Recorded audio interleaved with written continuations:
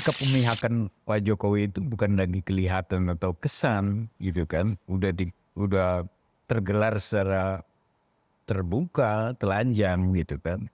Nah, jika kemudian paradigma pemimpin negara kita mengalami mengalami distorsi, mengalami masalah, maka ini juga akan mendistorsi turun ke bawah.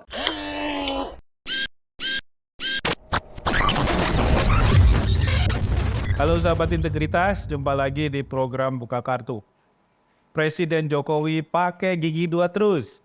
Nah, ini tema yang akan kita bahas soal netralitas Presiden Jokowi. Mengingat akhir-akhir ini kok kelihatannya gelagatnya lebih banyak mengarah kepada dukungan bagi capres tertentu yang mengarah kepada tentu salah satunya adalah anaknya sebagai cawapres.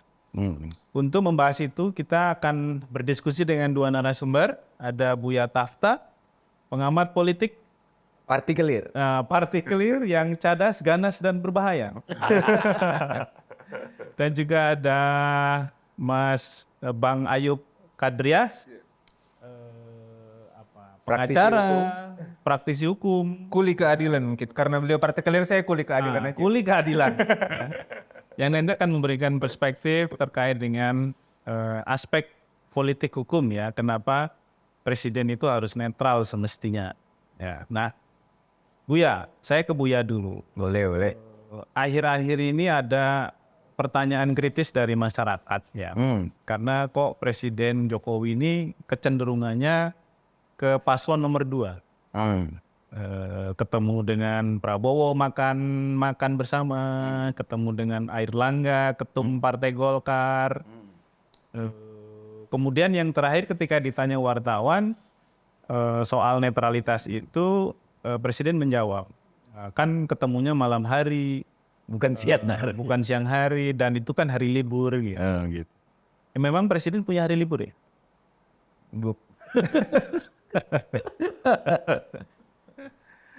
Gimana Bu ya melihat fenomena itu? Kok sepertinya pemilu kali ini memang beda banget lah dengan pemilu-pemilu kemarin gitu. Iya, ini sih udah bukan bisik-bisik tetangga lagi, semua orang ngomong hal yang sama ya kan. Karena sikap pemihakan Pak Jokowi itu bukan lagi kelihatan atau kesan gitu kan, udah tergelar secara terbuka, telanjang gitu kan. Dimulai dari keputusan MK kan sebetulnya gitu kan. Nah, selalu dia berargumen atau berkilah ya. Ya ini kan semua nanti yang milih rakyat kayak gitu-gitu. Jadi rakyat bikin jadi bumper aja gitu kan. Retorikanya akan terus kayak gitu, mengulang-ulang gitu kan. Padahal demokrasi itu ada prosedurnya. Ada prosedur dan prosedur itu dipagari oleh hukum, ya kan, oleh undang-undang dan seterusnya gitu kan. Dan undang-undang itulah yang dikangkangi kemarin. Itu dia. Dalam Jadi putusan MK. itu udah bukan asumsi lagi gitu kan. Lalu tidak hanya sampai di situ kan. Wujud pemihakan dia yang kelihatan nampak begitu terbuka itu, tapi juga lewat berbagai tindakan ya, terus kemudian cara dia menyikapi berbagai gejala ketidakfairan itu ya kan, Warna dasi. warna macam-macam hal. Jadi secara simbolik dia sudah mempertontonkan pemihakannya itu dan nggak bisa dielakkan gitu ya. Walaupun dia tetap berusaha untuk mengatakan bahwa netral gitu kan, di ruang publik dia selalu bilang netral segala macam kayak gitu. Jadi Jokowi ini sikapnya seperti ini, seperti para pemula naik kendaraan itu, iya kan, lampu sen kiri yang nyala beloknya kanan, dan dia lampu merah labrak. kayak gitu-gitu.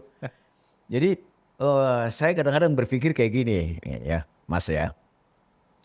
Dia memang sengaja mau melakukan pemihakan dengan segala Sebenarnya itu deklarasi ya? Iya, dengan segala kepentingan, alasan dan seterusnya yang tentu saja itu nggak akan dia buka gitu kan. Sebab kalau nggak akan seberani ini, nggak akan setelanjang ini, nggak akan senekat ini gitu. Karena dia tahu bahwa apa yang dia lakukan itu juga keliru. Nah, kalau orang melakukan sesuatu yang dia sadari sebenarnya keliru, itu artinya ada tujuan besar yang sedang dia buru, gitu loh, ya kan? Kira-kira penjelasan sederhananya kayak gitu, ya kan? Nah, belakangan ramai komentar Pak Jokowi soal apa namanya, soal surat suara yang nyasar di Taiwan itu, Taiwan. ya kan? Lalu dia ikut menjelaskan, ya kan? Itu kan porsinya KPU, Harusnya. gitu kan? Untuk apa dia ikut apa namanya, sibuk-sibuk Mengomentari. menjelaskan komentar itu semua? Termasuk mengomentari debat terakhir. Ya termasuk komentari soal debat. Kan orang masih belum lupa ya bagaimana debat Pak Jokowi dengan Pak Prabowo Di 2019, ya kan? Dia mengungkap juga itu menyangkut kekayaan pribadi Pak Jokowi, Pak Prabowo. kemarin. Termasuk tanahnya. Iya. Lalu dia juga mengecoh lewat pertanyaan yang persis digunakan oleh Gibran waktu nyerang Mohaimin. Mohaimin menyangkut singkatan yang pasti dia juga nggak akan tahu gitu kan. Artinya ada niat-niat kayak gitu ya, jebakan-jebakan kayak gitu karena tujuannya adalah bukan jawaban yang diinginkan, tetapi momen di mana dia bisa mendowngrade gitu loh, ya kan?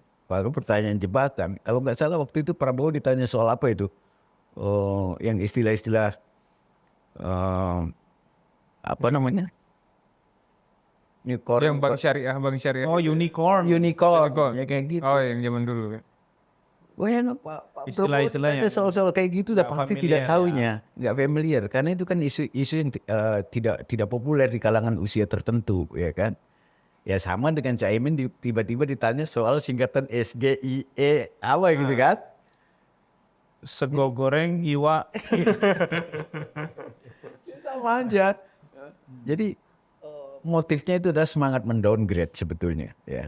Yang dilakukan Jokowi pada saat itu juga terhadap Prabowo. Dan sekarang dia komentari. Dan yang sekarang dia komentari tidak ada gagasan dan seterusnya. Karena ada kesan Prabowo gelagapan dalam Ya, respon kayak itu ya. Jadi menurut saya biarkanlah soal debat itu menjadi porsi pengamat warga untuk menilai. Dan Ya, penyelenggara. ya, dan penyelenggara. Kalaupun mau ada evaluasi di situ, ya kan?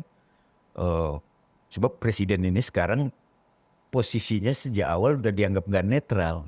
Kalau dia cukup bijaksana, tidak perlu memberikan komentar, apalagi itu memperkuat dugaan orang. Betul. Bahwa dia tidak netral, ya, kayak gitu.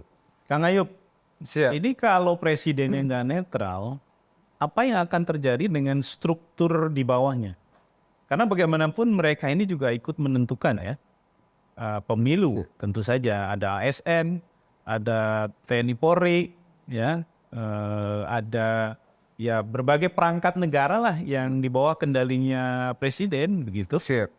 Dan ini kan jadi rawan untuk dimanfaatkan bagi capres atau cawapres yang didukung oleh presiden. Betul. Artinya begini, sebelum itu saya mungkin tanggapi sedikit ya ceritanya Mas Adnan tadi. Bahwa presiden ini katanya kan malam, seolah-olah apa ya, jabatan presiden ini beda dengan mohon maaf. RT. Beda dengan bukan ketua RT, Ketua RT aja malam bahkan dia diganggu ya? menganggap dirinya mirip dengan pegawai Indomaret mungkin. Iya ya, yang kerja 7 to 5 misalnya. Atau pegawai bank mungkin yang kerja 7 to 5. Ada sip-sip kan. Ada sip-sipnya. Ya, kayak security Kerjanya kita. dari jam 7 sampai jam 5 habis itu dia istirahat. Tidak seperti itu, beliau pejabat. Dan pejabat paling tinggi ya. Pejabat tertinggi negara. Jadi kalau malam beliau ada, kalau perlu ya cuti aja Pak. Berhenti aja kalau memang mau melakukan itu. Kalau memang ada hak cutinya. Kalau merasa malam dia sudah bukan presiden lagi. Jadi kita tidak punya presiden malam hari. Bagaimana negara ini? Apakah karena itu yang perlu diperbaiki dalam paradigma berpikirnya dulu deh. Paradigma berpikir kepresidenan ini kayaknya sudah harus benar-benar diperbaiki. Atau dia sebenarnya udah nggak punya alasan lain untuk menjelaskan pertemuan itu sehingga yang dia dapat ya itu kan malam hari, Nah itu. juga lagi hari libur gitu ya. Untuk membenarkan hal-hal yang salah itu artinya ada paradigma yang salah di atasnya. Nah jika kemudian paradigma pemimpin negara kita mengalami mengalami distorsi, mengalami masalah, maka ini juga akan mendistorsi turun ke bawah. Oke? Karena kekuasaan presiden itu bukan hanya kekuasaan dia sendiri, tapi presiden itu melekat kepadanya semuanya, sampai ke ASN, sampai ke honorer mungkin. Semua melekat kepada presiden. Apalagi kalau konteksnya hari ini kan para kepala daerah juga PJ ya. Ya, Posisinya mereka diangkat langsung oleh presiden. betul. Semua yang diangkat oleh presiden baik secara langsung itu yang langsung. Yang tidak langsung, ada banyak kemudian pemangku kekuasaan kemudian yang secara tidak langsung mendapatkan kewenangannya dari perintah-perintah presiden, persetujuan kepresidenan. Ini yang kemudian distorsi berpikir pemimpinnya, presidennya ini juga akan turut dapat mendistorsi yang di bawahnya, membenarkan apa yang salah, mencari pembenaran terhadap perbuatan yang salah. Bisa jadi mungkin kalau kepala negaranya begitu, kepala seragam coklatnya juga begitu, kepala ASN-nya juga begitu. Sehingga mereka semua secara bersama-sama mengalami distorsi berpikir akibat pemimpinnya yang salah pola berpikirnya, kemudian membenarkan apa yang salah sehingga semua yang di bawahnya menjadi membenarkan apa yang seharusnya mereka tidak lakukan. Yup.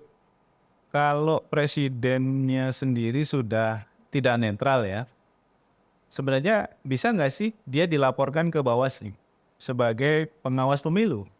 Karena kan Bawaslu juga lembaga yang punya peran memastikan perangkat negara itu netral.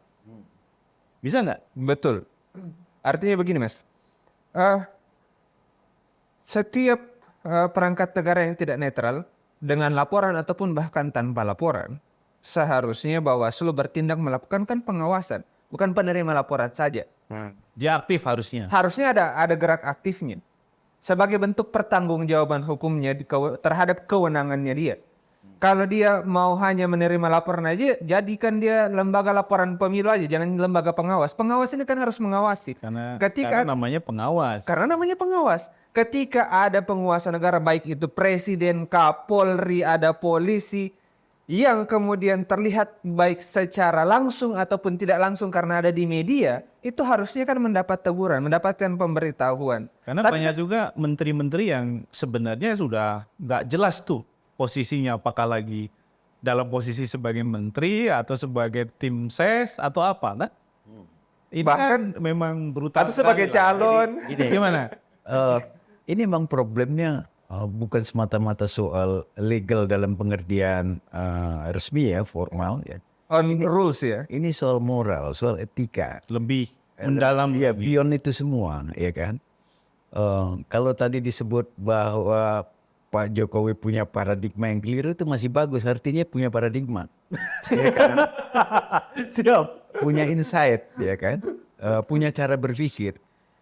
Waktu dia jawab bahwa ini kan malam hari dan seterusnya, itu adalah jawaban orang kepepet karena dia harus menjawab. Betul. Gitu loh. Ya Karena kan? ditanya wartawan. Iya, ditanya wartawan dia nggak akan duga akan lahir pertanyaan yang bersifat spontan dan bernada kritikal seperti itu menyangkut pertemuannya pada malam hari itu. Jawaban apa lagi yang bisa diberikan, gitu kan? Cuma jawabannya keliru sama sekali dilihat dari pandangan moral. Apalagi tadi kalau pendekatannya legal tadi, ya kan? Sebab kalau pendekatannya legal, kalau gitu pada jam tertentu negara ini nggak bertuan dong, presidennya nggak ada. Iya. Gitu kan? Iya. Karena itu kan soal kualitatif, bukan soal Pertanyaannya kan gini, Buya. Kalau presiden itu malam hari nggak dianggap presiden atau presidennya cuti, berarti fasilitasnya dicabut dong. nah itu dia. Harus keluar dari istana. Jadi kalau kita kejar dengan pertanyaan Pas pampresnya nggak boleh jagain. Dia menjadi manusia seperti kita, warga negara biasa. dia yang harus jawab, iya kan? Jadi kalau memang kita kejar dengan apa namanya logika yang resmi ya tadi itu ya efeknya kan, makanya concern saya adalah tentu bagus ya pendekatan hukum kayak tadi itu kenegaraan segala macam, tapi soal moral, soal etika segala macam, soal patut dan tidak patut dan seterusnya itu kan standar yang harus dimiliki oleh seorang pemimpin nasional kayak gitu-gitu. Jangan berharap Bawaslu manggil presiden, ya kan? Atau ambil inisiatif untuk memeriksa segala macam. Sesuatu yang hampir tidak mungkin. Kalaupun ada tekanan itu nanti jatuhnya basa-basi lagi gitu kan.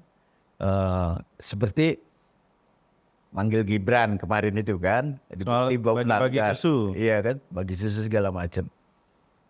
Itu kan untuk konsumsi publik aja karena setelah itu kan gak ada follow up apa-apa juga. Meskipun Gibran ketika ditanya susunya dari mana, dia juga bingung jawab. Ya gitu-gitu. Kalau saya jadi Gibran, saya akan jawab susunya dari sapi. Saya tidak tahu, saya pribadi ya melihat proses politik yang sekarang ini berlangsung. Pertama tidak terbayangkan ya bahwa kita akan kepergok dengan situasi politik yang menurut saya banal ini gitu kan. Yang kedua agak menghina menurut saya prosesnya ini. Menghina demokrasi. Ya, menghina demokrasi, menghina akal pemilih. sehat ya, menghina peradaban dan seterusnya. Karena kan demokrasi yang kita peroleh sekarang ini kita tebus dengan harga mahal. Dan Jokowi mendapatkan kesempatan itu untuk terpilih jadi wali kota, gubernur, Di alam presiden, demokrasi. Di alam demokrasi. Jadi orang yang paling hutang budi terhadap demokrasi yang normal sebetulnya Jokowi gitu deh. Karena dia produk dari ini semua. Gitu. Dalam bahasa agama, rasa syukur apa yang bisa diberikan Jokowi terhadap demokrasi gitu kan. Wujudnya itu apa? Dan dia punya kesempatan di akhir masa jabatannya untuk berbuat sesuatu untuk kemantangan demokrasi. Bahkan dan mupuknya lebih kuat. Iya, buktinya lebih kuat. Itu yang apa namanya? Oh God gitu kok sampai kayak gini tegaknya. Gitu loh. Iya kan? Itu di kalangan orang-orang terutama yang dulu membackup dia ya. Karena alasan yang juga tidak personal gitu kan. Alasan demokrasi juga gitu kan. Ada banyak orang yang kecewa segala macam kayak gitu. Jadi ini nasib dengan person ya. Termasuk para capresnya. Concern besar kita kan sebenarnya ingin menyelamatkan demokrasi. Ya kan. Ingin menyelamatkan demokrasi. Dan kita tidak pernah terbayangkan pada akhirnya kita kepergok dengan situasi yang banal seperti sekarang ini. Gitu kan. Itu aja. Jadi ada ini prosesnya insulting gitu loh. Ya. Melukai akal sehat kita. Iya, melukai akal sehat. Ya. Sesuatu yang nggak pernah kita bayangkan ini terjadi di alam demokrasi. Di alam demokrasi. Zaman Pak Harto dulu sih bukan sesuatu yang wow ya. Iya dan itu kan prosesnya juga panjang ya. Prosesnya juga panjang. Tidak tiba-tiba kayak gitu juga gitu kan. Itu sebabnya tapi di tengah jalan kan beberapa orang yang dulu meng-against Soekarno kan ya aktivis 66 itu kan banyak juga yang ikut di dia ya kan. Dalam perjalanan kan ada seleksi alamiah juga kayak gitu. Tapi poinnya adalah bukan itu. Kita tidak pernah terbayangkan aja. Iya kan? Bahwa kita akan pergok pada ujung kekuasaan Pak Jokowi ini. Dia melakukan sikap-sikap yang sepenuhnya melawan akal sehat demokrasi. Karena kita bukan BMKG sih. Iya, itu ya. Itu aja kayak gitu. Iya. Jadi poinnya adalah tidak penting seandainya pun Prabowo dan pilih jadi presiden ya atau siapapun segala macam. Yang penting melalui sebuah proses yang fair. Kang Ayub, ini kan presiden ya dengan sepak terjang Presiden Jokowi hari ini ya dalam konteks Pilpres. Ini apakah karena memang selama ini dari desain regulasinya itu kita memang tidak punya ketentuan yang bisa cukup membatasi mengatur sepak terjang seorang presiden sehingga bisa benar-benar menjadi alat mengerem tindakan-tindakan presiden terutama ketika presiden dalam situasi di konflik kepentingan. Karena presiden hari ini kan konflik kepentingannya nggak bisa dihindari. Karena anaknya jadi cawapres. Ya kan? Itu kan sesuatu yang orang udah tahu semua lah gitu. Jadi ya nggak mungkin netral juga gitu. Iya. Kalau bawa kendaraan itu masuknya gigi 2 terus ini, nggak pernah gigi 1 atau gigi 3 gitu. Iya.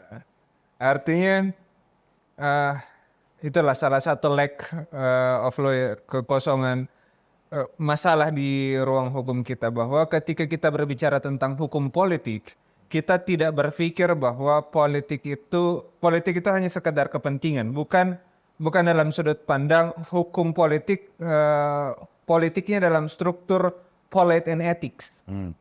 Karena cara berpikir politik seharusnya polite and ethics by law. Jadi hukum kemudian menjadi alat untuk meyakinkan bahwa kegiatan politik ini berjalan secara polite, secara sopan dan beretika.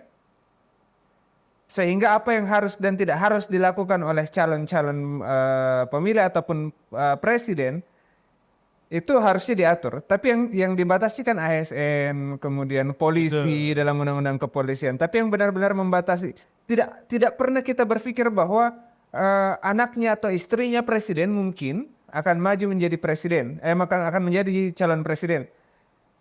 Sehingga kemudian dalam waktu yang bersamaan pada saat presiden itu masih menjabat, sehingga pembatasan terhadap bagaimana presiden harusnya bersifat netral terhadap kondisi keluarganya maju itu tidak ada. Tapi apakah kemudian secara hukum presiden itu harusnya netral? Harusnya iya. Secara hukum presiden itu adalah pemimpin negara dan bukan hanya pemimpin rumah tangga yang kemudian hanya bisa menyokong anaknya. Presiden harusnya menjaga agar setiap basis-basis negara dalam proses pemilihan ini berjalan secara netral, sehingga yang walaupun bukan dipilih langsung oleh presiden, Bawaslu, KPU, tapi kan memiliki integrasi dengan presiden, makanya presiden bisa menjawab ketika ada kesalahan dari proses pengiriman surat suara KPU, presiden yang jawab. Artinya ada integrasi presiden dengan KPU. Seharusnya dia bersikap netral karena dia harusnya menjaga itu. Menjaga KPU, menjaga Bawaslu, dan menjaga ASN yang ada di bawahnya, menjaga Polri, menjaga Matra, ketentaraan. Harusnya dia menjaga itu. Makanya kemudian menjadi sedih kita bahkan ketika semakin dikangkangi hukum ini, ketika pejabat negara itu ketika mencalonkan diri sebagai calon presiden tidak harus mundur dari jabatannya. Ini yang berbahaya. Ketika misalnya menteri, dia tidak harus seorang menteri yang menjabat langsung tidak harus mundur dari jabatannya. Presiden pun ketika anaknya maju tidak harus mundur dari jabatannya dan digantikan misalnya oleh wakilnya. Ini yang kemudian tidak diatur secara rigid dalam hukum dan tidak ada upaya hukum yang dapat dilakukan oleh masyarakat untuk mendorong itu. Sehingga keadaan banal ini semakin crowded karena tidak ada upaya-upaya hukum yang dapat dilaksanakan untuk itu. Sehingga tapi ketika tidak ada upaya hukum baik melalui pengadilan, maka media dan jalanan dan pemilihan umum adalah pengadilan yang mungkin bisa menjadi jalan pengadilan sosial terhadap keadaan ini. Proses ini adalah proses mengadili seharusnya. Ketika pengadilan kita tidak punya jalan untuk menggugat ini, maka gugatan sosial melalui media sosial, media online, itu menjadi jalan pengadilan yang bahkan mungkin bisa jadi lebih menyeramkan untuk penguasa ini daripada pengadilan itu sendiri. Pemilu adalah alat menghukum pejabat publik yang melenceng ya, sebenarnya ya. Kita berharapnya demikian. Bang Buya, terakhir nih. Presiden Jokowi ini menunjukkan keberpihakannya kan secara sengaja ya. Jadi tidak lagi diam-diam, ngumpet-ngumpet gitu ya, tapi diekspos. Nah pertanyaannya, kenapa kok kelihatannya sengaja? Apakah dilatar belakangi oleh kekhawatiran? Kok misalnya menjelang pemilu belum bisa dipastikan satu putaran? Menjelang pemilu malah suaranya stagnan gitu ya dari polling. Apa karena itu sebenarnya sehingga dia harus menegaskan saya memang di nomor ini gitu. Ya kan sebetulnya normal saja setiap kandidat apalagi dengan 3 pasangan kayaknya mengendaki satu putaran, ya kan. Kalau alasan normatifnya kan menghemat tenaga, menghemat biaya segala macam kayak gitu-gitu. Tapi itu nggak pernah dideklar sama Pak Jokowi loh. Bahwa kenapa kita itu memang berharap satu putaran, karena alasan-alasan tadi itu kan Pak Jokowi nggak pernah ngomong tuh. Kan tidak harus dia ngomong. Ya kan? Tidak harus dia ngomong. Kali ini agak selektif dia. Apa yang harus dia omong, apa yang enggak. Ya kan? Jadi kalau umpamanya prosesnya semuanya normal, nggak apa-apa, satu putaran ada bagusnya juga. Kan? Nyata politik yang kita bayarkan untuk Nina, Ria, kemudian Novan segala macam enggak juga, nggak benar. Perbanyak cara aja kan, bibit-bibit konflik sosial berlangsung gitu kan. Satu putaran bagus, tapi masalahnya satu putarannya jangan dipaksakan. Itu concern saya kan pada demokrasinya, ya, pada demokrasinya. Nah sekarang ini kan ada semacam framing, ya, ada semacam desain bagaimana agar ini menjadi satu putaran gitu. Kalau itu harapan satu putarannya itu bias pada kepentingan politik yang bersifat kekuasaan resmi, itu yang tidak boleh, karena di situ problem netralitas jadi masalah. Marwahnya hilang ya. Iya, sebagai kayak presiden. gitu. Nah, hal lain sebetulnya secara manusiawi dalam pemilihan seperti ini, apalagi di situ ada anaknya, ya, segala macam. Secara manusiawi sukar sekali orang untuk bisa sepenuhnya objektif, ya, fair. Ya. Subjektif pasti ada. Bahkan pun andai tidak ada hubungan genealogi, karena dia berharap visi dia sama segala macam, bias itu sedikit banyak secara subjektif ada tuh, ya kan. Sebutlah kalau di Amerika misalnya, kalau dia presiden dari Partai Demokrat kan ada bias itunya juga, dia menginginkan juga presiden dari partai itu, ya. Tapi itu tidak boleh terjemahkan menjadi tindakan politik melalui kekuasaan negara. Betul. Atas nama presiden. Atas nama presiden. Karena itu udah wilayah politik yang sifatnya personal, dia pribadi, gitu kan. Jadi Jokowi boleh memihak Gibran, dong, itu anaknya, ya kan. Tapi kalau di rumah, apalagi kalau Gibrannya prosesnya normal gitu kan.